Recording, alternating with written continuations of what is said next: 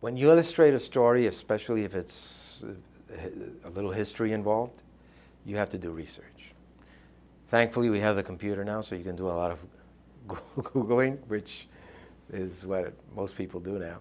And you can get a lot of information that way. But sometimes I even go to the library. I like to look at books, pictures, and if I'm doing something on medieval England, for instance, I'll go to the bookstore because I may find some nice, interesting illustrations of knights and other painters who in the past painted, medieval things.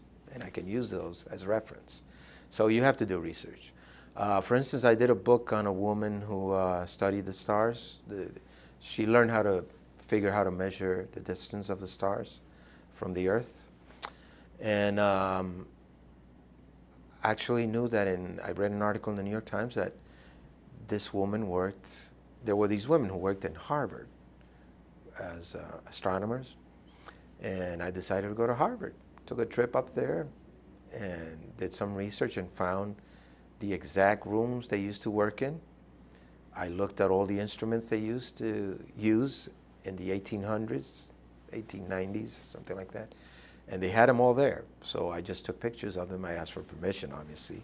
I made arrangements and studied the whole thing. I studied her papers. I read some of their papers, what the notes they took, how they measured stars in the 1890s using these giant telescopes.